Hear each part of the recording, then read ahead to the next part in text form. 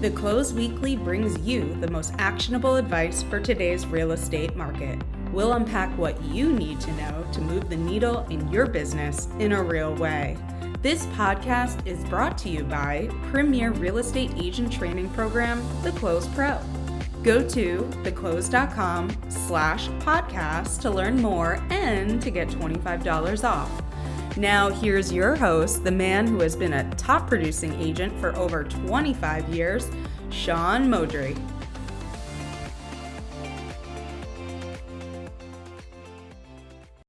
Good morning, Close Weekly. It is Sean Moudry again. We are back for another wonderful episode of the Close Weekly podcast. And today, I'm going to ask you guys today to put down whatever you're doing and get out a pen and a piece of paper. If you're driving, pull over and get out a pen and a piece of paper, because I promise you, we're going to talk about some stuff today that you're going to need to take notes on. Our guest is Natalia Karayaneva, and she's with a company called Propy. And Propy, if you haven't heard about it, it's called prop tech. So we're going to have some deep conversations today. Good morning, Natalia. How are you? Good morning, Sean. Good morning, everyone. Very, very happy to be here.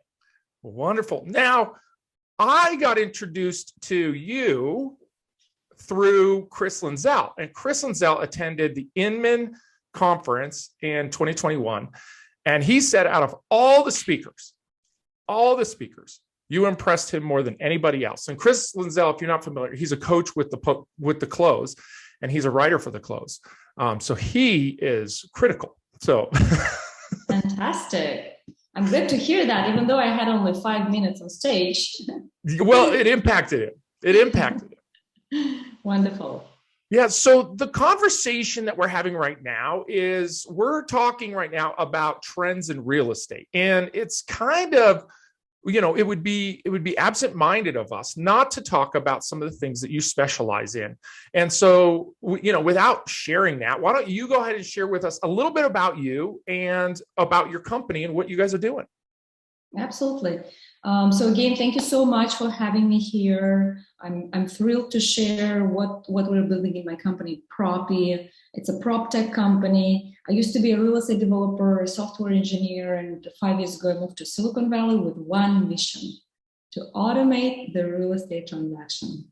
And just like many people who are listening, I had no idea what is blockchain, what is smart contracts. It's only when I moved to Silicon Valley to get into this mission, I started to meet engineers and I learned about smart contracts. And then I realized that's the technology that will be able to finally make a big change in real estate.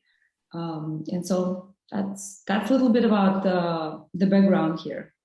Well, let's break this down into pieces, because there's a lot that you are doing, and there's a lot of things that are coming down the pike, right, for real estate, and maybe some serious disruption. Is that fair to say? Absolutely. It's fair to say. Early days, but as we see the crypto world, blockchain is eating the world, impacting the world in tremendous pace. I am more than sure that this will come to the real estate industry, and whoever is listening, they're in the right moment, right time, right place. Yeah. Well, let's go ahead and get started with some things, because Chris Linzell and I were having a conversation. It was on a previous podcast of him recapping some of the conferences he went to in 2021. And he was talking about one thing about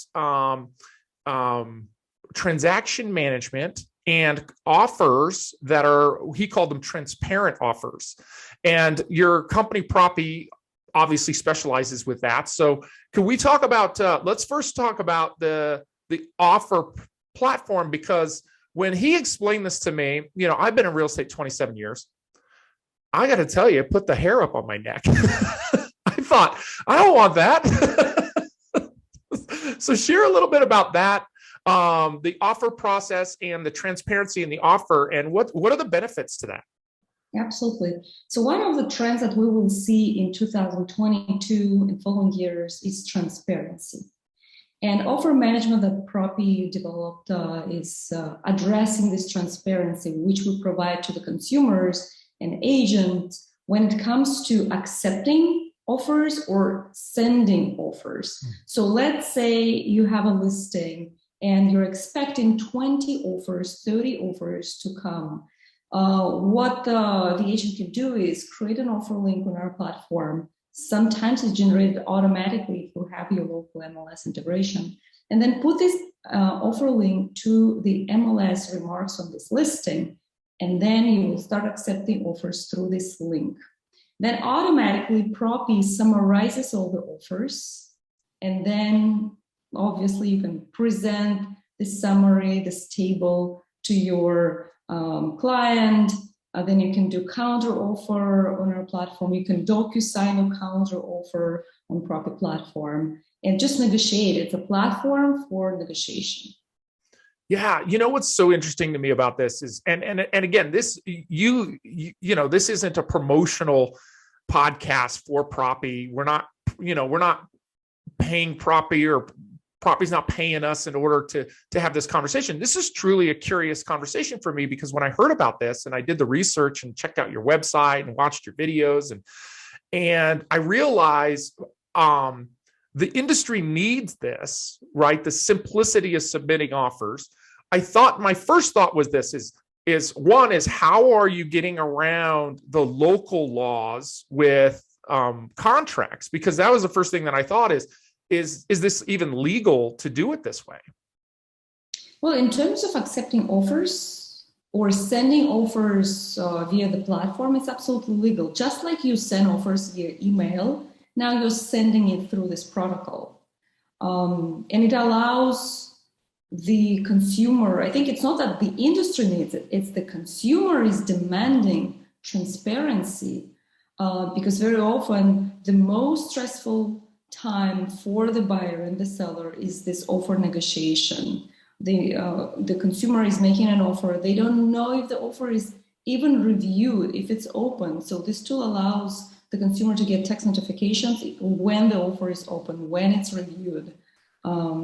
And it allows the seller agent to get this automated generation of the table of all the terms, because right now they have to sit down, print them all, do a table, Excel sheet, extract all those terms from 20 offers, and then present it. And of course, they can make a mistake, and maybe they miss some offer to present, and then there is a liability if one offer is lost in the mailbox or it's not presented properly.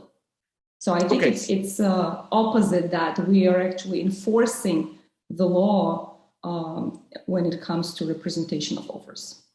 Yeah, okay, I get it. So it's not necessarily that what Propy's doing isn't submitting offers through the system and then the system binding the seller and the buyer. It still requires a contract to be submitted and then signed.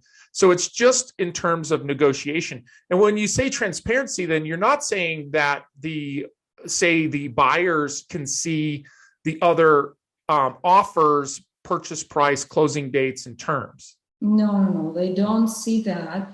We, first of all, the agents can fill out the form, their state form in California, the car form in Florida and Miami, the Florida form. They can fill out the form on Propy and then send it from Propy. So we absolutely use state forms. And then the agents, with the seller permission, they can make the number of offers visible publicly, or they may not share that. And that's the only information that is shared. In terms of the prices and terms, it's not shared to anyone but the client and the agent. Okay, so I feel better. Okay, yeah. Because when Chris and I were having this conversation, the thought I had was that everything was transparent to the point of the number of offers was automatically transparent. Possibly what the other offer prices are was transparent. And, again, I'm old school. So I'm an old school negotiator. And so as I said to him, I said, at times, I might bluff. I think, Sean, you and Chris were talking about the NFT auction, the NFT sale. Well, I want to get to this. I want to get to this is where everything is transparent, visible, but we'll get there. Yeah. Okay. Okay. So Propy has that software, and then it also has a very unique transaction management platform that I spent a lot of time in. And in fact, I'm on an expansion team. I'm part of an expansion team that's in multiple states. We just closed our 2,000th transaction this year. So I'm looking at this thinking, boy, like, how do we not have this? We're literally still operating with some spreadsheets, Google Sheets. I hear you. Right? So tell us a little bit about the transaction management software, and how is that different than, because what I liked about it, and this is why I want to bring it up for agents, is you said, I think in the Inman conference, you said that the average agent has, is the number of tasks are increasing, not decreasing for an agent over time. And I've personally seen that as a real estate coach and as a real estate agent myself. I've seen this actually occurring. It's kind of like when they said, now that we have computers, paperwork's going to go down. That's definitely didn't happen. And I think technology, people thought, technology is going to make the job easier. And in fact, it just increased the tasks. Is that fair to say? That's fair to say so far in real estate. And the reason is that there are more and more paperwork in different forms that are being invented for different corner cases that we're experiencing in real estate.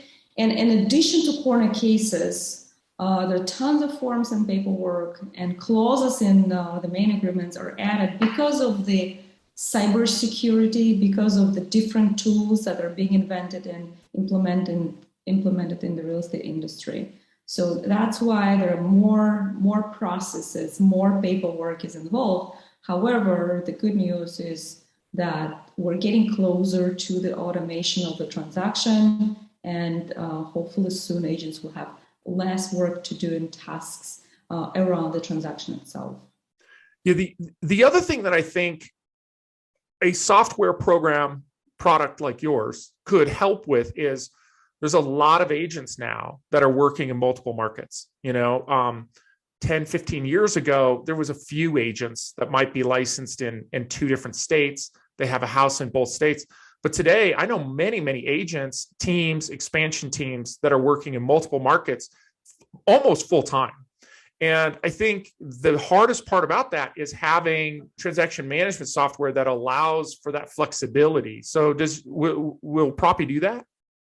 Yeah, absolutely. So let me explain about the transaction management side of our business. First of all, I do not like this category term, transaction management. The majority of the tools that are building transaction management software, they're indeed transaction management and more like storage of document software. We're not building a management solution. What we're building is a transaction platform where a transaction is automated and visible to the consumer, to the seller, to the buyer, to the agent, and then TC can manage it on the back end. But the focus here is really provide the platform for all parties to collaborate in safe environment. And right now we can do 3 types of transactions on the platform. It's a traditional deal, traditional transactions, just like you can do in any other platforms. It's the transaction with the crypto payment. And the third one is the NFT transaction. So we serve 3 types of transactions with one platform. And again, it's the flow of the platform. It's very different from everything that is there on the market. Our goal is to stay agnostic. We never want to be acquired by any brokerage or any part of the deal, because we understand that in the future, we'll actually have both parties in one platform, the one agent and the other agent, the buyer and the seller, so that they can automatically get closing via the platform. Yeah. Okay. So you opened up the Pandora's box. So the future of real estate, you mentioned, was crypto and NFT on the article, right? On the Inman article, you mentioned, I I don't want to speak for you. Do you see that coming to the real estate industry? I think we're in the early days, similar to internet. When internet appeared, there were only a couple of geeks learning and developing on the internet protocols. And at some point, the real estate industry started to realize that they can put listings online. And those companies, those teams, those agents who put those listings online for the first time, the majority of people laughed at them, that there is no sense. You can put an ad in the newspaper and send flyers. But then it evolved, it happened, and now we cannot imagine not to put a listing on MLS. Same here with the blockchain and crypto. This space is eating the world. We used to talk about technology eating the world. Well, now it's the crypto and Web 3.0 eating the world. And I believe it's inevitable that the transactions in the future will be recorded on the blockchain alone, not recording in the county because it's not a reliable system. We'll see in the next 5 years, at least 5% of transactions in the United States to be handled via crypto payment. So they're gonna be paid by Bitcoin, Ethereum, XRP, and the top coins. So definitely, and I can talk also about NFTs and metaverse and virtual reality tours. I'm really curious about NFTs. And so I don't think that typical real estate agent has any clue what an NFT is. Can you give us kind of a kindergarten description of what an NFT is? Absolutely. So NFT is a non-fungible unique token that lives on blockchain, and it stays in one wallet and can be transferred to another wallet. So NFT represents an asset, and when the asset moves from one person to another person, it just means that it moves from one digital wallet to another digital wallet. Okay, so unlike Bitcoin,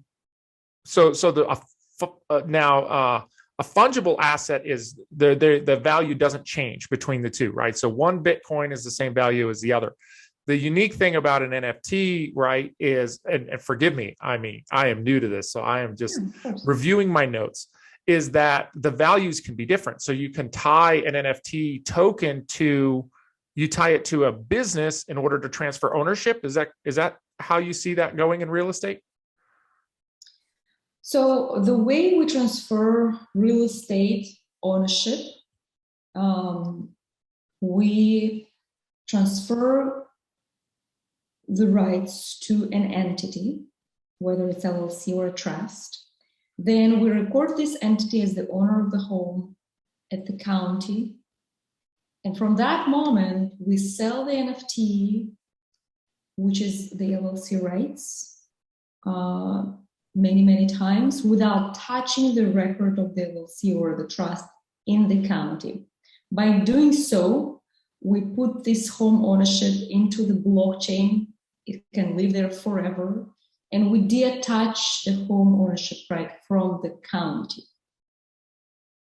So that never changes with the county. Once it's locked in with the LLC or the trust, that always stays the same. And the only thing that's then sold in the future is the NFT that's associated with the entity. Exactly. So in Propy, we provide this paperwork where you tie the NFT to the LLC rights, and the only way the LLC or the trust can be sold is through NFTs. Now, if there are some future buyers that are not willing to do the transaction via NFT anymore, then they come back to us, we burn this NFT, and we redo the papers so that the ownership transfers are not associated with NFT anymore. So it's a revocable process. But of course, the exciting part is really to have the home ownership live on blockchain. And there are certain benefits to that. First of all, you can utilize this NFT as a collateral and borrow cryptocurrency or USDT stable coins tied to dollars. Make it very liquid. And the main benefit for me is this notion of finally the industry achieved this point where you can buy a property with a couple of clicks. And that's what millennials and Gen Z demand. They just want this process to be hassle-free. Yeah, it is frustrating because you can go to a car dealership and buy a $150,000 car, and it might take you 3 to 4 hours to get through the whole process. And yet, you buy a $200,000 house, it still takes 30 days. Yeah, makes no sense. Yes. And this is why the new generation is not investing yet. They say that millennials investment are increasing, but for example, let's take our first NFT auction, the first one in the world. It's a millennial who lives in San Francisco, I think 20-year-old guy, and he has never bought a property because he just hates the thought of going through this hectic process. But now when he has heard about this auction where he'll be able to become an owner within minutes, he got ready with his wallet and put twice as amount needed for the property. Not needed, but the valuation, we provided the valuation and comparables in advance. So he provided twice as the comparables because he knew it's easy, he can resell it. There will be other people like him who'd rather pay more, but make it an easy process. Yeah, I've been teaching real estate investment since I was, in my early 20s. And, liquidity with real estate is always a problem. From that liquidation standpoint, people say, oh, well, I have these properties, I could sell them if times get tough. And they don't realize they're not that liquid. They're liquid in a seller's market. You can get out of a property fairly quickly, but in a buyer's market, it's much more challenging. So this kind of begins to solve some of that. I think in my head, Mike, I'm curious about, what happens in situations where maybe there's a foreclosure or those kind of things that's occurring within the county on a property that's owned by an NFT. But I'm sure you've already kind of thought of some of those issues. So in the next year or two, we'll focus on selling NFTs that don't have any a mortgage and any debt. And then in the future, we'll collaborate with crypto-enabled mortgage companies, and there are a number of evolving, either brand new or those traditional that are implementing blockchain in their processes. So I'm sure we'll figure it out. Yeah. Well, I think one of the things that I agree with completely is with things that are consumer driven, they will find a way, right? It wasn't that long ago that it was absurd to think of calling a stranger to come pick you up at your house and drive you somewhere. And my 73-year-old mother does it all the time. Really? That's amazing. She uses Uber all the time. And you would never think of that, but the consumer driven side of that overcame the obstacles of the legalities of, charging somebody to ride in your car and not being a taxi service. And they because the consumers demanded it, we overcame those obstacles. So I do agree. And even Airbnb, right? Who would think that you would allow a stranger to stay in your house? The consumer demands everything now, immediately. They better trust the other human, but get the service now. Yeah.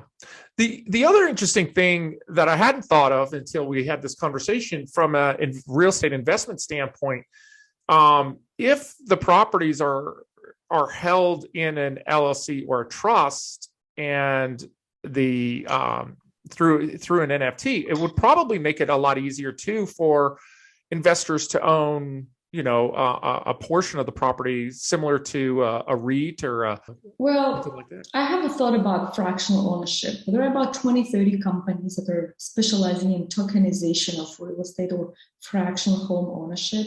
And the only reason I'm not that excited about it just yet is because anytime you fractionalize a property, you have to file this offering with SEC because each token is a security token. And then we're talking about $50,000 to $100,000 expense for the owner of the property. And then there is no as high liquidity of those tokens because you have to list them on security token exchanges, which don't have high volume as of now. But hopefully this will move forward. Hopefully all those companies will succeed, and some of them will focus on US properties, others on European, some on distress, some on commercial, some on residential. And it provides a lot of value because then you have your digital wallet and you have 30, 40 different tokens representing different properties and projects all over the world. So that's exciting part. But in Propy, at least, we don't do that. We have enough to accomplish to transfer home ownership from one wallet to another for the entire property. And by the way, right now we're doing it through LLCs and trust, but only for those NFT properties, right? Like 99% of our deals are traditional. No crypto payment, no NFT attached, just traditional deals through the platform, but we record them on the back end on the blockchain. Each single property, we record them on the blockchain. And the reason we're doing that is because I believe within 5, maximum 10 years, the industry will trust this blockchain record more than the county record because it's immutable and it's immediate. So right now, those traditional deals, we record them in the county with the help of traditional escrow and title companies. But also in parallel, we record them on the blockchain. So every single property, and we've done over $2.5 billion of transactions so far, every single property has a unique hash on the blockchain, a record that is immutable. And maybe we'll have some precedents where we're proving that the record was done. We have the evidence that home ownership was done. And with the help of agents, closing attorneys, the industry will finally come to the point, well, this record is immutable. We can trust it. There are US states with tons of laws legitimizing the blockchain record that is an evidence in court. And thus, why do we have to go to the county and they record it as a TIFF, as a scan of a picture rather than a real record with metadata? Why do we trust this? And they're hackable, they're not protected, 3,000 databases with very different software, weird backups, IT teams that are outdated. Why do we do that? And instead we can just trust the blockchain record. And then we don't have even to establish trust in LLCs. We can do recording to individuals. Okay, so that will be a transition point once the consumers accept that as the record over the county. So then at that point, does that eliminate title companies? First of all, the escrow process will be done via smart contracts, and we're doing that right now. Because smart contracts, it's a self-executing code, which means if you receive the money and you have the proof, technical proof, that the money are received in a bank account, and in Propy, we're connected to 40 banks, so we can see when the wire transfer is done, when the ACH is done.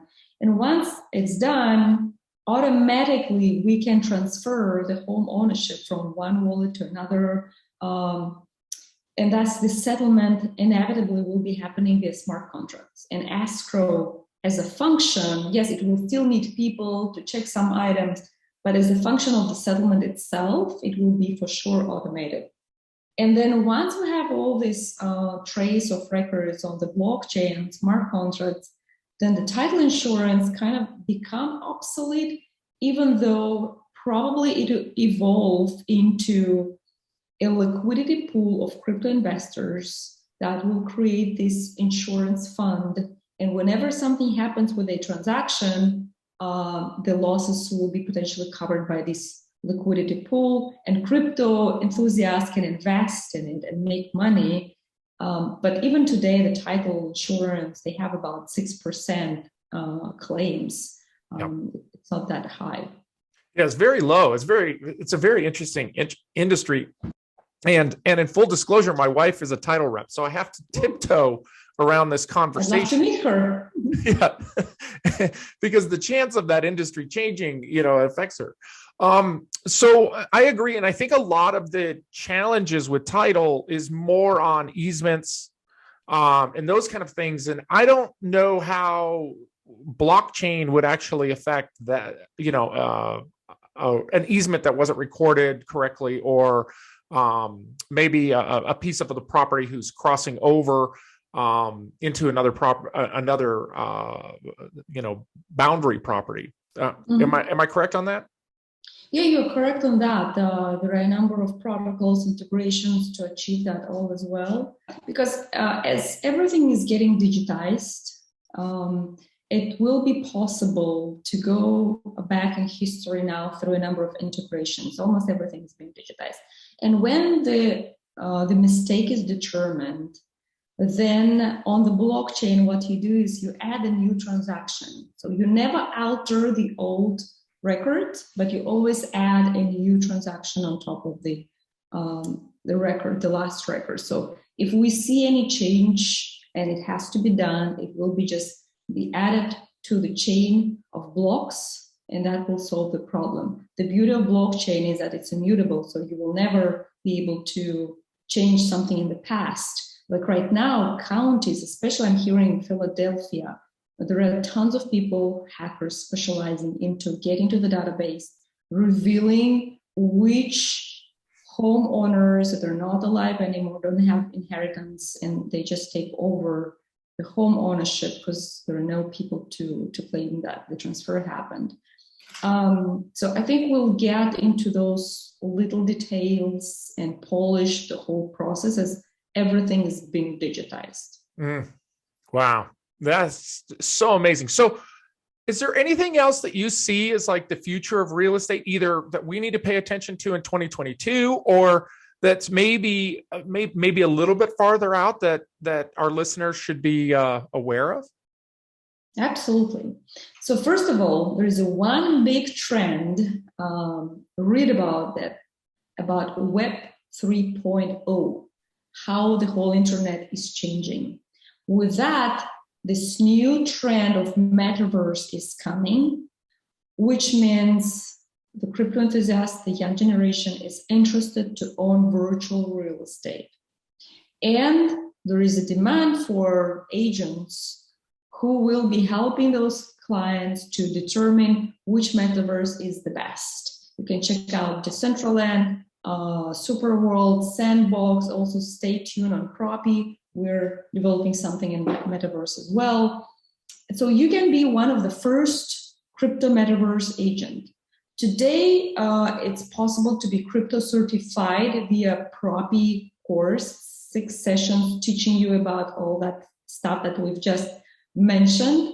But you'll be able to serve customers in the metaverse, providing them the knowledge, which neighborhood is best, where a celebrity bought a house, where do you want to invest here or there, how can you build on top of the lot that you've acquired. Okay, so hold on. Okay, I have a few more items. We just jumped an entire topic that I bet you 90% of the listeners have no idea what we're talking about when we talk about the metaverse. Because, I'm an old school real estate guy. I like to go out and be able to touch my properties and drive by them. And, we're talking about a world that is virtual, where many people have almost virtual lives, right? Yes. So they might have other spouses, they might have different jobs, they have real estate, they have this entire virtual life going on. And this is growing rapidly. Am I correct? Yes, you're correct. And I'm sure that probably half of your listeners would know about that, because this topic is viral on Instagram, Facebook, TikTok, Twitter. It's viral.